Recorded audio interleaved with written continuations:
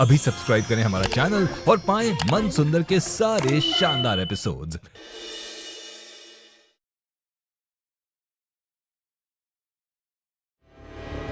मुझे कंसिडर करने के लिए थैंक यू सो मच। लेकिन रितु जी, अगर आपको लगता है कि पैसा कम है तो मैं आपका पेमेंट बढ़ा सकता हूँ। आप एक बार कॉन्ट्रैक्ट तो देख लीजिए।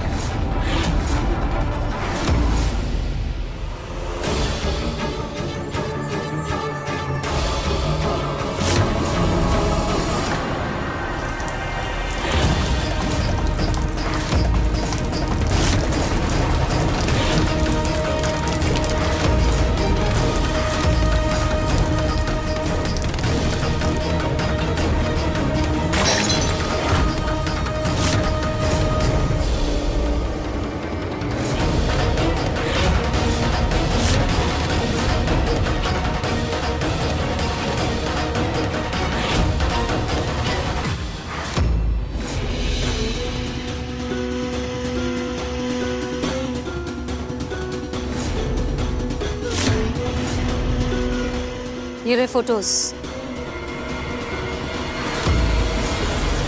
याद रहे, तुम्हें वही करना है जो मैंने कहा है।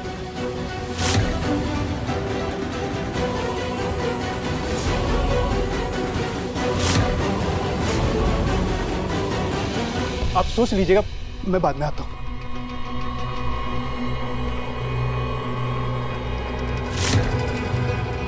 प्रतीक जी, क्या है ये? तुम बताओ ना, ये सब क्या है? मतलब रुचिता के भड़काने पे इतना भड़क गई कि सब कुछ भूल गई। प्रतीक जी, ना रुचिता ने मुझे भड़काया है और ना मैं कुछ भूली हूँ। मुझे तो ये समझ नहीं आ रहा आप इस तरीके से रिएक्ट क्यों कर रहे हैं?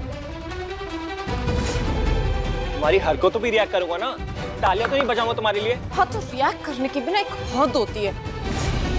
उसने पूरी फैमिली के सामने इंसल्ट कर दी, आज अनजान के सामने। तुम्हारी इंसल्ट करने का इरादा नहीं था मेरा, लेकिन बात जब फैमिली की इज्जत पर आएगी तो चुप भी नहीं बैठूंगा मैं।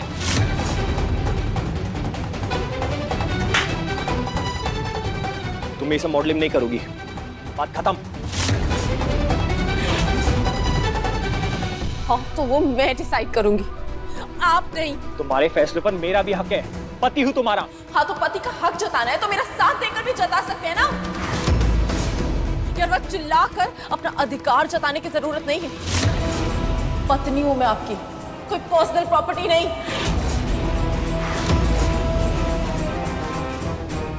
And you know what? इस प्रोजेक्ट के बारे में तो मैं वैसे भी नहीं सोच रही थी, बट नाउ मैं सोचूंगी फिर डिसाइड करूंगी।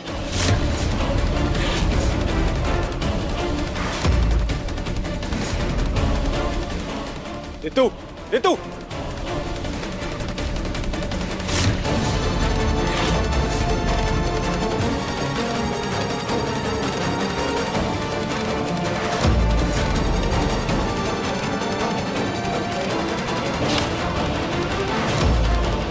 सब उस रुचिता की वजह से हो रहा है। ये तो सिर्फ ट्रेलर था माँ जी, असली फिल्म तो अब शुरू होगी।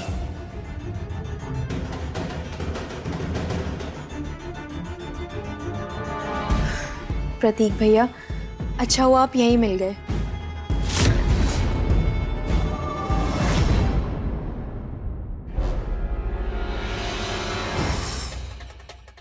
लीजिए, सेब खाइए, फिल्म लंबी है। मैं आपके लिए एक गिफ्ट लेके आई थी। आई एम सॉरी भैया, प्लीज़ मुझे माफ़ कर दीजिए। मैं प्रॉमिस करती हूँ आगे से ये गलती कभी नहीं होगी। मैं सोच समझ कर ही आइडियाज़ दूंगी भैया, और घर की मर्यादा का भी मान रखूंगी।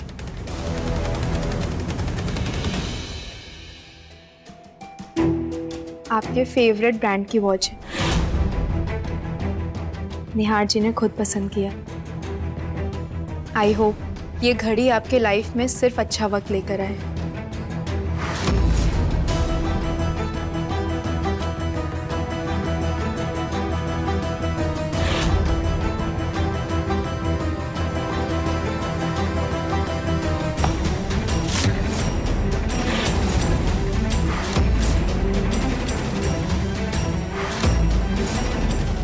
की कभी कोई गारंटी नहीं होती रुचिता। बदलना उसकी फितरत है। इंसानों की तरह वो भी कभी भी बदल जाता है। भैया ये आप कैसी बातें कर रहे हैं?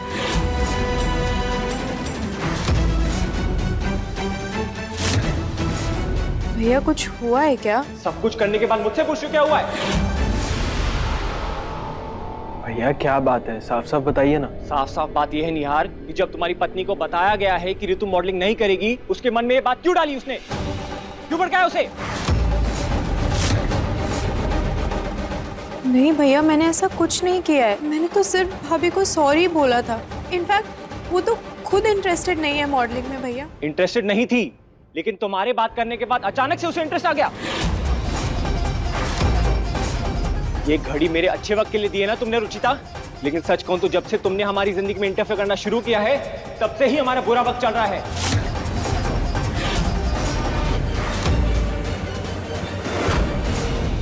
और न जाने कब तक चलेगा।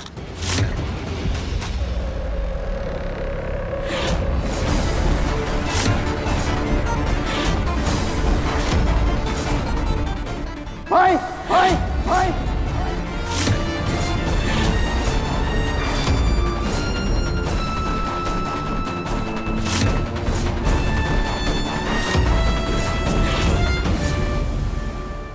भाई सॉरी, लेकिन ये आपके लिए इतने प्यार से गिफ्ट लेकर आई थी, आपको सॉरी बोलना चाहती थी, और आप इसे उस चीज के लिए गुस्सा हो रहे हो जो चीज इसने की भी नहीं। ये क्या? ये तो रुचिता के लिए अपने भाई से लड़ रहा है। अपनी बीवी की कोई गलती नजर नहीं आती ना तुम्हें यार? जब देखो उसकी वकालत करते रहते हो। वकालत नहीं कर रहा हूँ, जो सच है वही बोल रहा हूँ। तुम्हें कैसे पता सच क्या है? क्योंकि मैं इसे जानता हूँ। ये कभी कोई ऐसा काम नहीं करेगी जिससे घर में लड़ाइयाँ हो।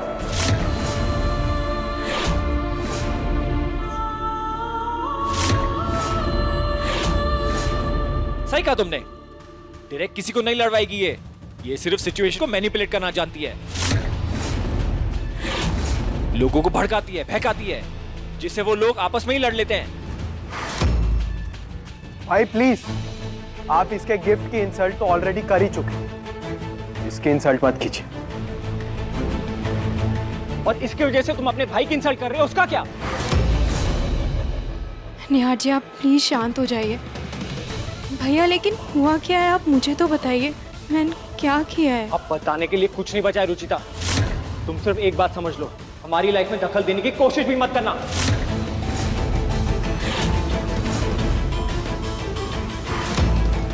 भैया मेरी बात तो सुनिए। भाई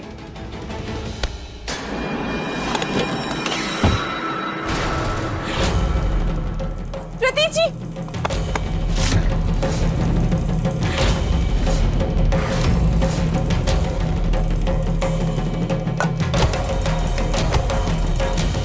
निहार जी, बस निहार,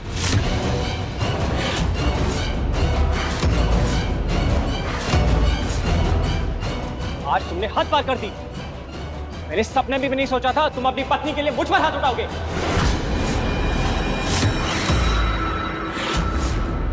भाई आप गलत समझ रहे हैं। मैं Enough!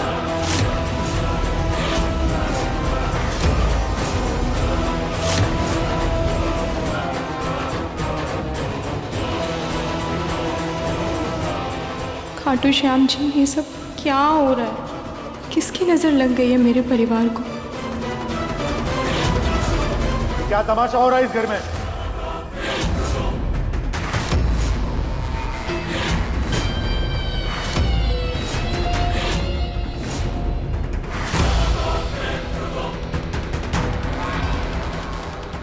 लोहा गरम है पूनम, वार कर दे।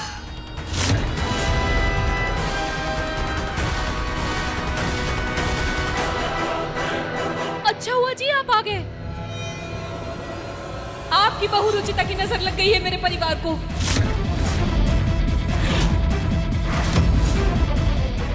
देखिए ना दोनों भाई आपस में कैसे झगड़ रहे हैं, और ये सब रुचिता की वजह से हो रहा है। क्या किया रुचिता? क्या किया है इसने? माँ क्या किया है इसने, ये तो आपकी लाडली बहू ही बताएगी आपको। कलेश मचा कर रख दिया इस लड़की ने। राम लक्ष्मण जैसे भाइयों को दुश्मन बना दिया एक दूसरे का।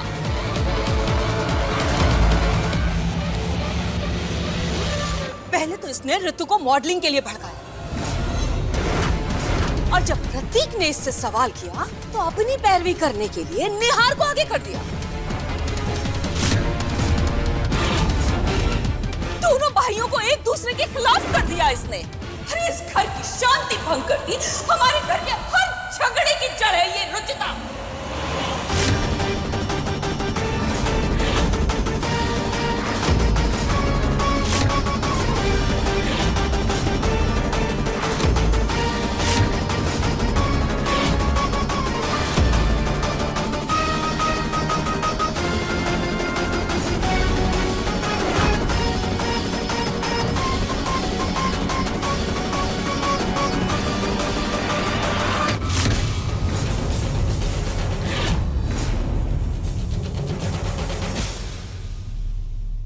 पापा बिना कुछ कहीं निकल गए? जब इनका गुस्सा बर्दाश्त के बाहर हो जाता है तो ऐसे ही चुप हो जाते हैं, किसी से कुछ नहीं कहते।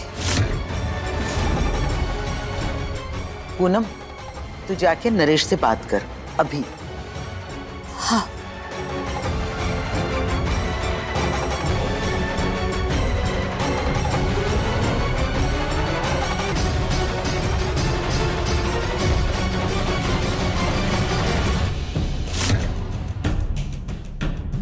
आप ऐसे ही बिना कुछ कहे अंदर आ गए। बाहर इतना तमाशा हो रहा था और आपने रुचिता से एक शब्द भी नहीं कहा।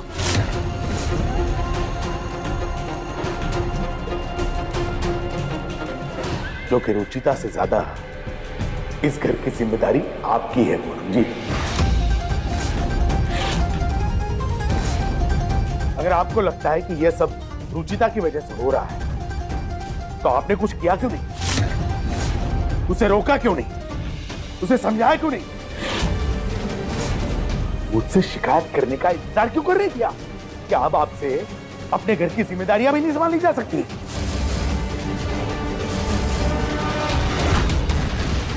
2 साल के बच्चे नहीं है वो जिन्हें थप्पड़ मार के सुधारा जाए। आपकी जिम्मेदारियां अब बढ़ गई हैं। अब आप सिर्फ मां नहीं, सास है। इसलिए अपनी जिम्मेदारियां समझिए और इस घर को चिड़ियाघर होने से बचाइए।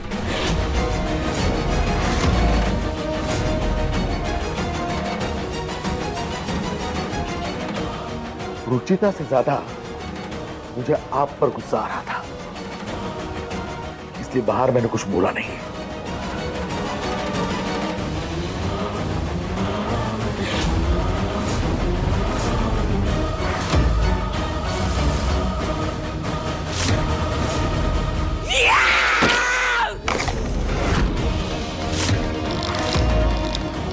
रुचिता की वजह से आज इन्होंने मुझे डांटा। इस लड़की का खेल अब मैं खत्म करूंगी।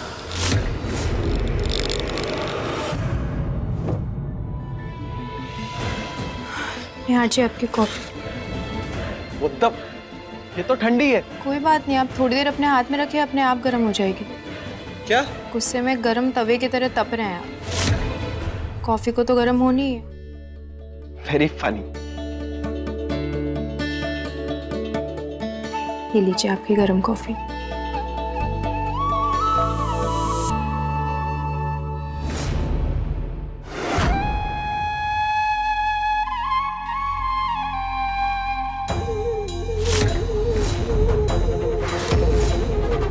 भैया ने आपके बर्थडे पर आपको गिफ्ट किया था।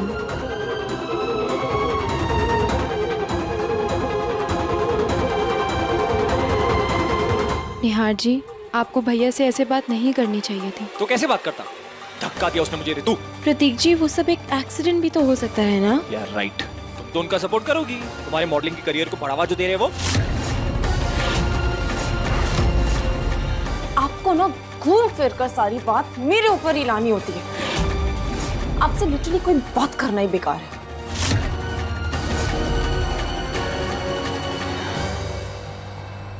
बेकार की बात नहीं है निहार जी।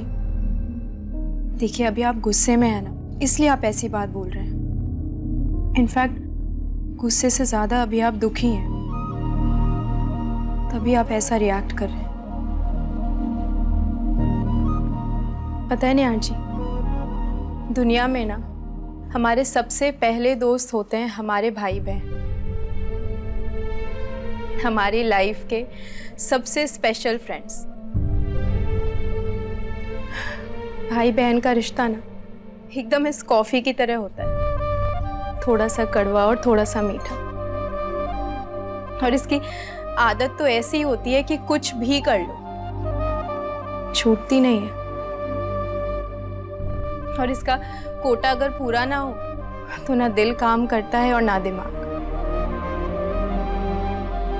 निहार जी, जैसे आपका कॉफ़ी पी के मूड फ्रेश हो जाता है ना, वैसे ही भैया से बात करके भी आपका मूड फ्रेश हो जाएगा।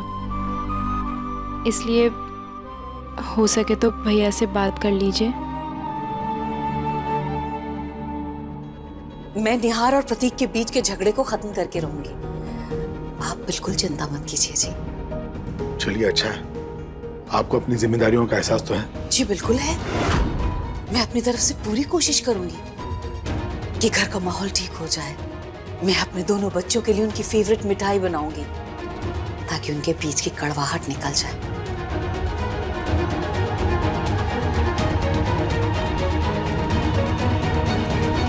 अगर बात करने से कड़वाहट खत्म हो जाएगी तो मैं बात करूंगा। खुश?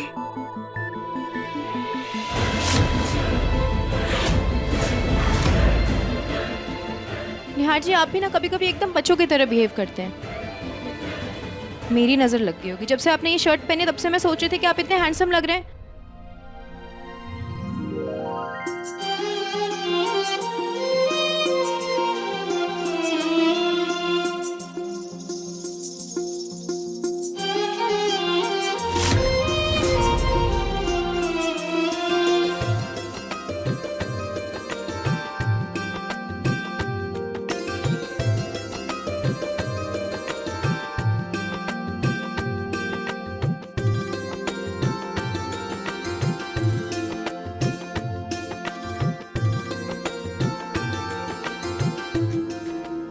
आप ये शर्ट उतार के मुझे दे दीजिए, मैं ये धो दूंगी, वरना ये दाग लग जाएगा।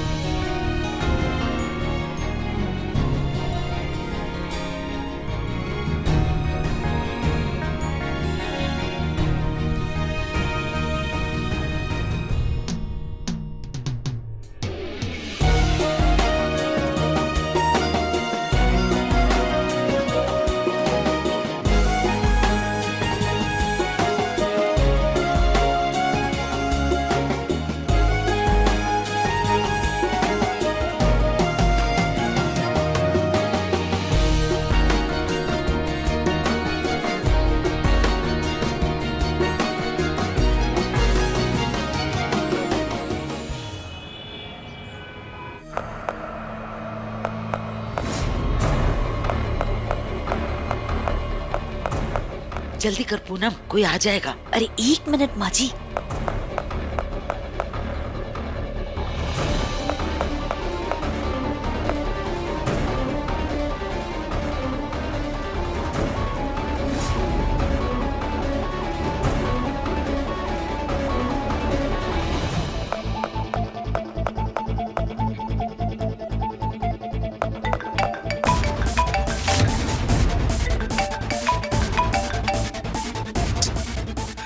ये मार्केटिंग वाले भी ना दिन में 10 बार फोन काट चुके, फिर भी ये बंद ही नहीं होता। अब देखिएगा माँ जी, मेरे हाथ की रबड़ी खाकर ना निहार और प्रतीक दोनों अपना झगड़ा भूल जाएंगे। सच, अपने बेटे को मनाना एक माँ से बेहतर और कौन जान सकता है। माँ जी, रबड़ी तो देखिए बनके तैयार हो गई है। अब मैं गैस बंद कर देती हूँ और इसे ठंडा होने के लिए रख देती हूँ। जब ये ठंडी हो जाएगी तब मैं इसमें मेवे डाल दूंगी। वो तो ठीक है, पर याद रखना ये प्रतीक और निहार के लिए एक सरप्राइज है, तो ममता में बह के ना उन्हें पता मत देना। हाँ हाँ बिल्कुल माँ जी। चलिए।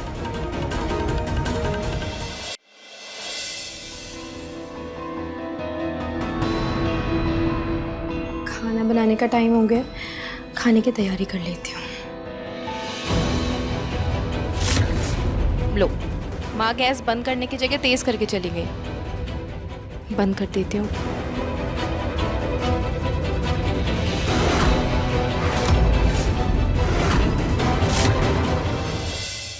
उम्र का तकाजा चढ़ गया दादी को। कहीं पे भी दवाई रखी भूल जाती हैं। विटामिन की गोली किचन में कौन रखता है?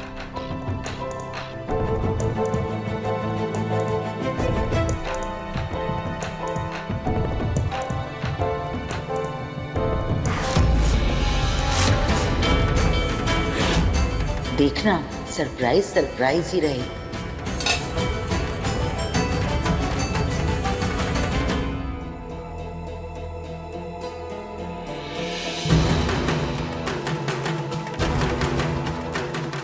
अच्छा हुआ भैया ने रबड़ी नहीं देखी, वरना माँ का सरप्राइज खराब हो जाता। पूनम का निशाना तो बिल्कुल सही जगह पर लगा है।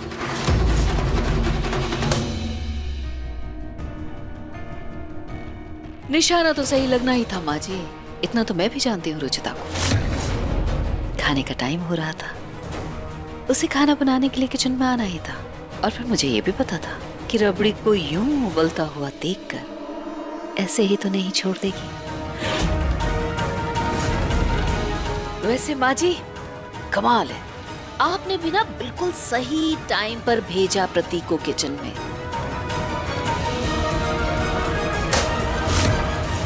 मेरा हर एक निशाना रुचिता को इतने घाव देगा, न वो किसी से अपना दर्द बता पाएगी, ना ही किसी से अपना दर्द छुपा पाएगी।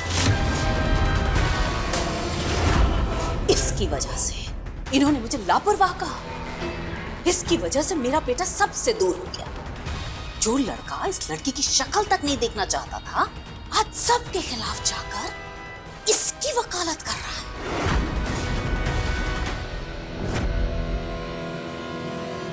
और माँ जी आपने तो मुझसे ज्यादा दुनिया देखी है, आपको तो अच्छी तरह से पता है कि अगर बेटा एक बार बहू के बंधन में पड़ गया तो फिर उसके लिए सारे बंधन फीके पड़ जाते हैं। वो तो मैं अच्छी तरह से जानती हूँ। माँ जी मॉम,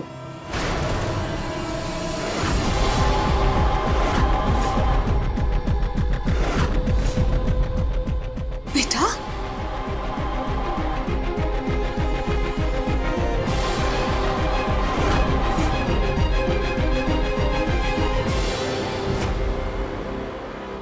वो मुझे आपसे सॉरी बोलना था।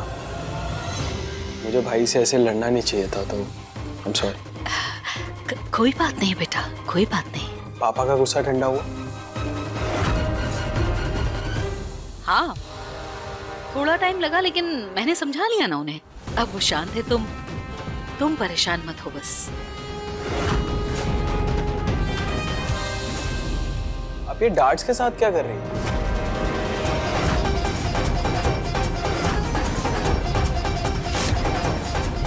डार्ट्स खेल रही है? बोर्ड का है? लाओ ना, मैं भी खेलता हूँ आपके साथ। नहीं बेटा, मैं इन डार्ट्स का क्या करूंगी? यही जमीन पे गिरे हुए थे तो मैंने उठा लिया। मुझे लगा तुम्हारे हैं तो तुम्हें देने के लिए आ रही थी मैं। अच्छा मैंने आज कुछ स्पेशल बनाया है तुम दोनों भाइयों के लिए डिनर में। चलो डिनर पे मिलता हूँ।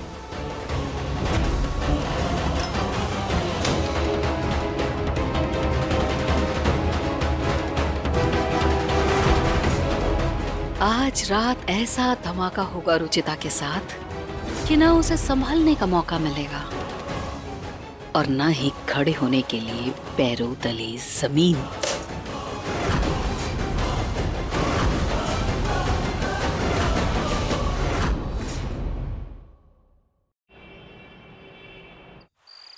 खाना तो सबने खा लिया और अब आती है मीठे की बारी। मैंने अपने बच्चों के लिए उनकी पसंद की रबड़ी बनाई है। अब तुम लोग इस रबड़ी को खाओगे और अपने मन की सारी कड़वाहट भूल जाओगे। ये लो प्रतीक, ये निहार के लिए, ये लीजिए।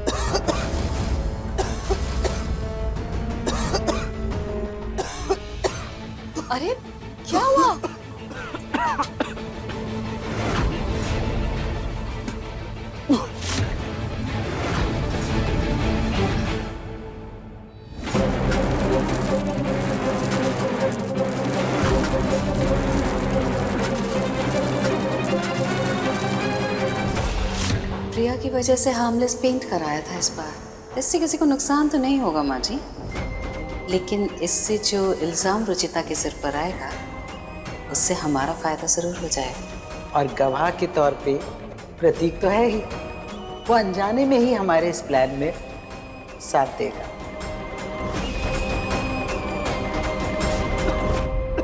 क्या हो गया बेटा, रबड़ी अच्छी नहीं बनी क्या?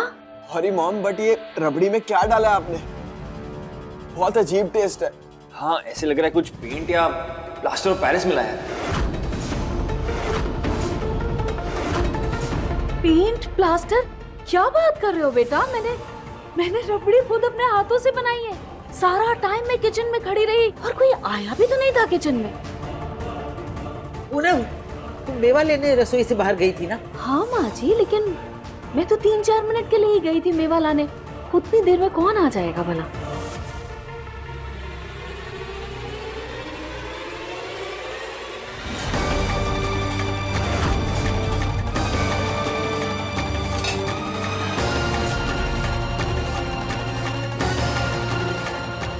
पता नहीं किसने खराब कर दी मेरी रबड़ी। जिसको भी करनी थी किसी और तरीके से कर देता ना। अब पेंट मिला के मेरे बच्चों की जान का दुश्मन क्यों बन गया वो इंसान? माँ, आपके पीछे किचन में कोई आया था।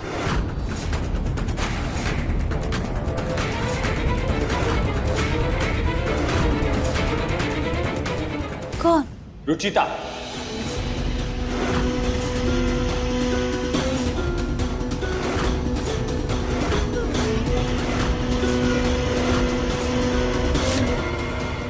मैं जब दादी की दवाई लेने किचन में गया था तब वो वहां खड़ी थी और बहुत अजीब बिहेव कर रही थी मुझे देखकर, और उसके हाथ में कुछ व्हाइट पेंट जैसा भी लगा था।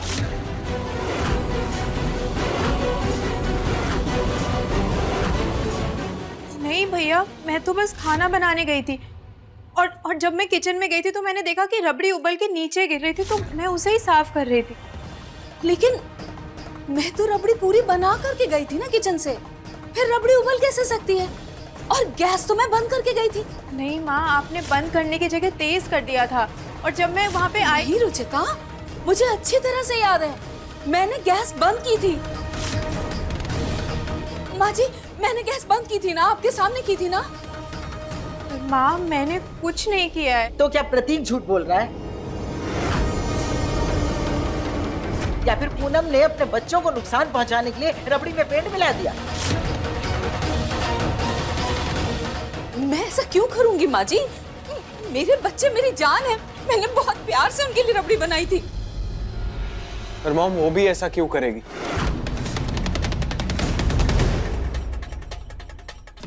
वो ऐसा कर सकती है बेटा। जब बीवी को माँ के हाथ का खाना खटकने लगे ना, तब वो ऐसा जरूर करती है।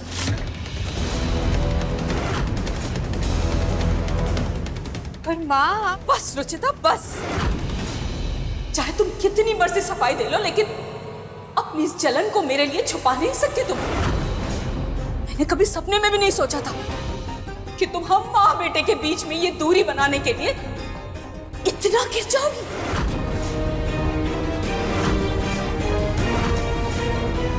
तुम्हें नहीं पसंद है कि मैं निहार के लिए कुछ करूं तो बता देती मुझे ना।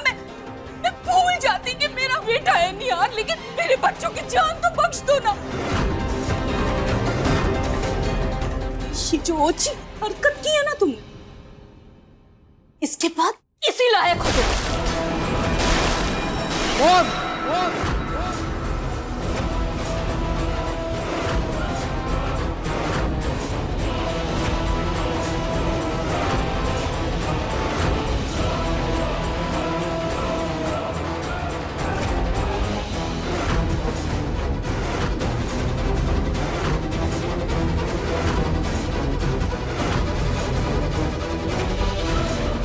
हाँ, ये क्या तरीका है आपका गुस्सा जाहिर करने का? अभी तक कुछ डिसाइड नहीं हुआ कि ये गलत है या सही, और आपने इस पे रबड़ी फेंक दी। मेरे रबड़ी फेंकने पर तुम्हें बहुत बुरा लग रहा है ना? जरा सोचो, जिस तरह से तुम मुझसे बात कर रहे हो मुझे कैसा लग रहा होगा। निहार जी, ये शांत हो जाएगा। तुम तो कुछ बोलो ही मत।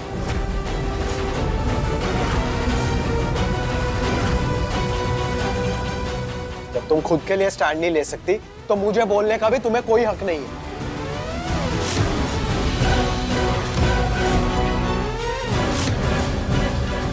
इस घर में इतना सब कुछ गलत हो रहा है, किसी ना किसी को आवाज तो उठानी पड़ेगी ना। बस निहार, बस निहार, अब तुम हद पार कर रहे हो। कहाँ है वो तुम्हारी? रहने दीजिए प्रतीक के पापा, इस लड़के से तो कुछ कहना ही बेकार है। इस लड़की की बातों से इतना अंधा हो चुका है कि इसे कोई और रिश्ता दिखाई नहीं देता। देखा था ना आपने कैसे लड़ रहा था ये प्रतीक से, आज मुझसे झगड़ रहा है। क्या पता कल आपको और माँ जी को कुछ सुना दे, इसलिए प्लीज अब चुप हो जाइए, मत कहिए इसे कुछ भी। मॉम प्लीज, मैं किसी पर जबरदस्ती गुस्सा नहीं कर रहा हूँ। वजह चाहे जो भी हो निहार, तुम अपनी माँ से इस तरह से बात नहीं कर सकते निहार।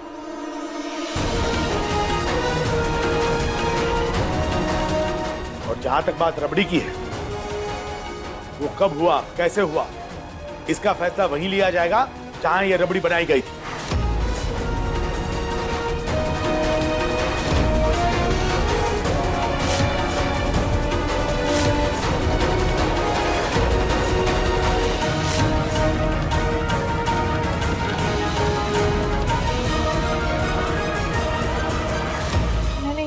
यहाँ पे देखा था वाइट चूरा गैस के पास।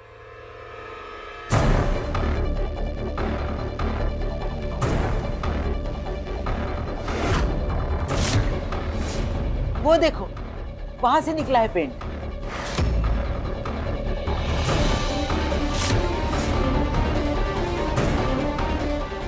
देखा आप सबने, मैंने कहा था ना कि इसकी कोई गलती नहीं, ऊपर से गिरा था पेंट रबड़ी में।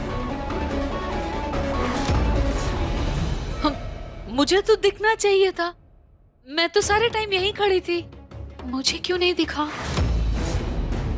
खैर बेटा, तुम सही कह रहे हो, मेरी ही गलती है, मुझे माफ कर दो। सॉरी बेटा। रुचिता, हाँ आई एम सॉरी, मैंने गलत इल्जाम लगाया तुम्हारे ऊपर, मुझे देखना चाहिए था, मैंने देखा नहीं। माफ कर दो बेटा। माँ ये आप क्या कर रही हैं? नहीं बेटा, मुझसे गलती हुई है तो माफी तो मुझे ही मांगनी पड़ेगी ना। सॉरी बेटा। बस।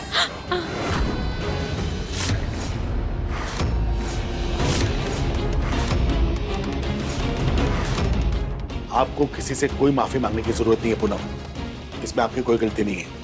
हाँ माँ, इसमें ना आपकी गलती है ना इसकी। इसमें रुचिता की गलती है निहार।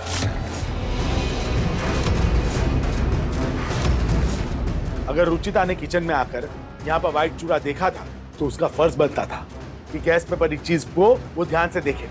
उसे देखना चाहिए था कि गैस पे जो चीज रखी हुई है उसमें कुछ गिरा तो नहीं है। पापा जी एक्चुअली जब मैंने रबड़ी देखी तो मुझे कुछ समझ नहीं आया, क्योंकि रबड़ी और पेंट का कलर सेम था और मैं देखने जा ही रही थी कि पेंट आया कहाँ से है कि तब तक भैया आ गए थे और मेरे दिमाग से उतर गया था। तो ऐसे बोलो जैसे मैंने तुम्हें चेक करने से मना किया था। नहीं भैया, मेरा वो मतलब नहीं है, मैं बस डिस्ट्रैक्ट हो गई थी। अगर किचन की छत से पेंट झड़ रहा था तो ये देखना तुम्हारा काम था ना।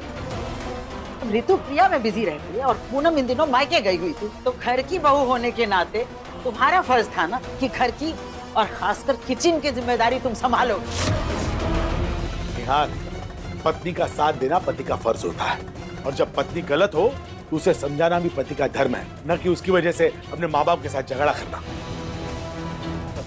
पापा बस,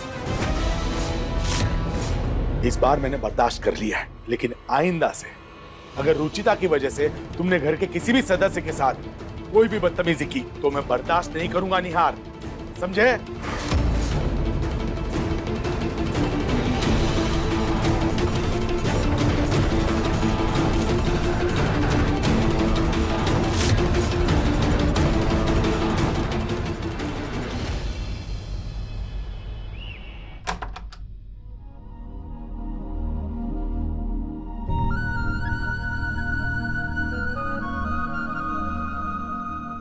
निहार जी,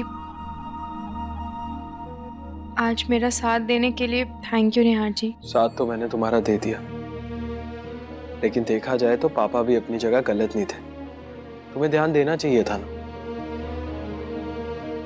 मानता हूँ कि मॉम का रिएक्शन गलत था, लेकिन कहीं ना कहीं गलती तुम्हारी भी थी। जानती हूँ नेहा जी, इसलिए सॉरी।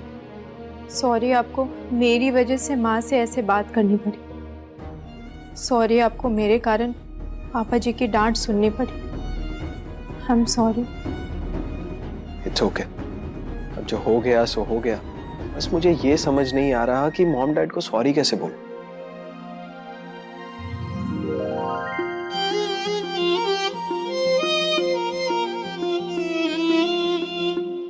क्या हुआ, आप ऐसे क्यों देख रहे हैं? कुछ लगा है क्या? वो तुम्हारी बिंदी टेढ़ी लगी हुई है।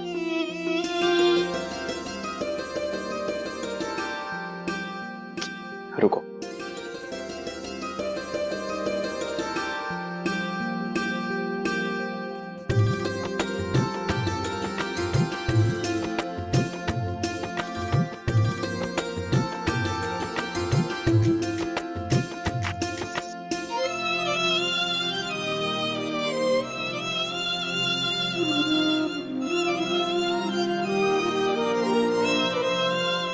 नेहा जी, मुझे मम्मी पापा को मनाने का आइडिया मिल गया। क्या?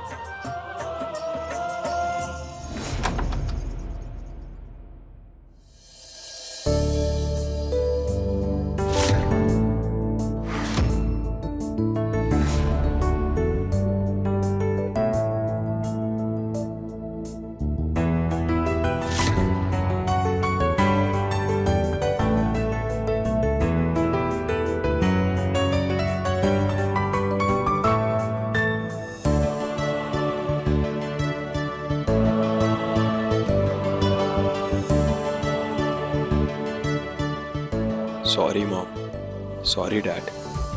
मुझे आप दोनों से बदतमीजी नहीं करनी चाहिए। I am really sorry. बेटा, तुझे अपनी गलती का एहसास है, हमारे लिए यही बहुत है। देखा कितना प्यारा बना है ना। सॉरी बेटा, गलत के खिलाफ आवाज उठाना अच्छी बात है, लेकिन उसके लिए खुद गलत करना, ये तो अक्लमंदी नहीं है ना बेटा। हाँ पापा, आगे से ऐसा कभी नहीं करूँ। अच्छी बात है बेटा। पूनम, मैं बाहर टहल के आता हूँ। जी।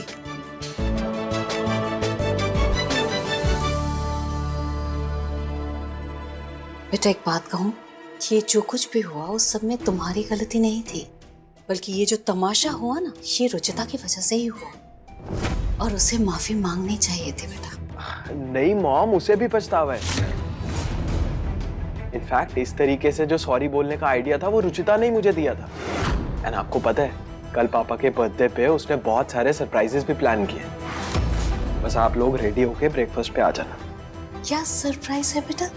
सरप्राइज है मॉम, कल का वेट कीजिए ना। आपको इतना बता सकता हूँ कि कल मैं जल्दी उठने वाला हूँ। पापा हमेशा कहते रहते हैं ना कि मैं टाइम पे ब्रेकफास्ट नहीं करता, तो कल मैं टाइम से आके पापा को खुश करूँगा। ठीक है बेटा, मैं सबसे कह दूंगी कि वो जल्दी से रेडी होकर ब्रेकफास्ट टेबल पर आ जाए। Thanks mom. ठीक है बेटा। ऐसे मौके तो बार बार दरवाजे पर दस्तक नहीं देते। इस मौके का तो फायदा उठाना चाहिए पूनम। अब अगर बहू की वजह से बेटा पिता का बर्थडे न मना पाए, तो पिता को तो ये मानना ही पड़ेगा कि बहू ही है जो रिश्तों में कांटों के बीच बो रही है।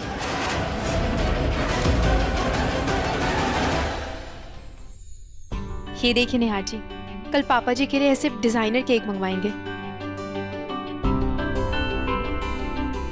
और ब्रेकफास्ट टेबल बिल्कुल ऐसे ही डेकोरेट करेंगे, एकदम रॉयल तरीके से। और मेन्यू में पापा की सारी फेवरेट डिशेस रखेंगे। जी, मैं सुबह उठकर सब बना दूंगी।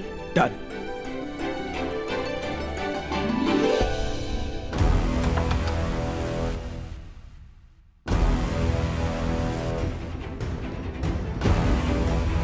ये दोनों कमरे में नहीं है, अच्छा मौका है। ऐसे ही तुमने मेरे बर्थडे पर भी प्लान किया था ना। I like it. या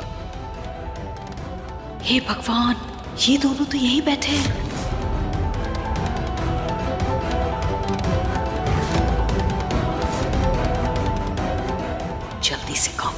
के निकल जाती हूँ।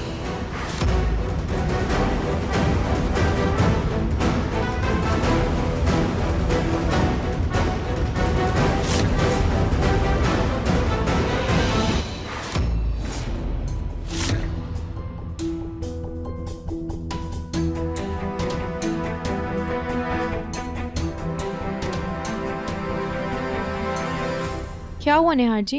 मुझे ऐसे लगा जैसे इस रूम में कोई था। लेकिन रूम में तो कोई नहीं है।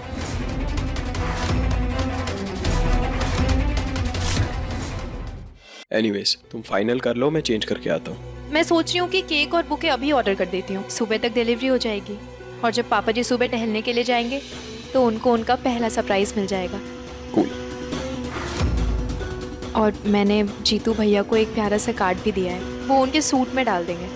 जब वो तैयार होंगे ना तो वो उनको मिल जाएगा। परफेक्ट, तुमने सब चेक कर लिया ना, अब मुझे कोई टेंशन नहीं है।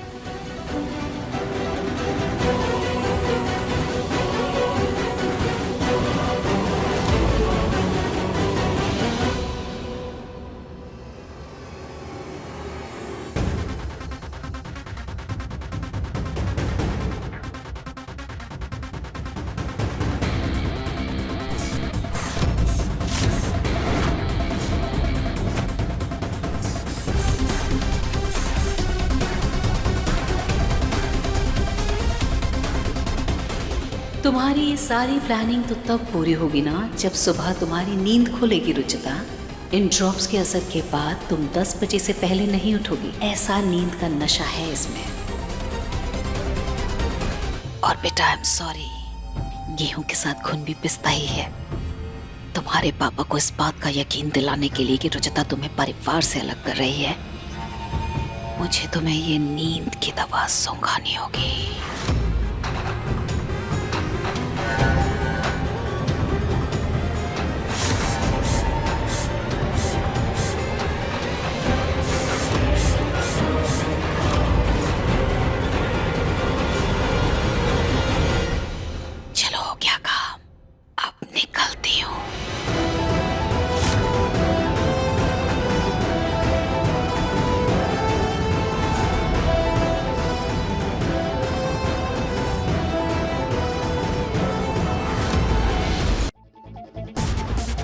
माँ जी भी सो चुकी हैं, वरना वही रुचिता को यहाँ से ले जाती। काम तो कर दिया मैंने, लेकिन अब यहाँ से बाहर कैसे निकलूं? अधिक एपिसोड देखने के लिए हमारे चैनल को सब्सक्राइब करें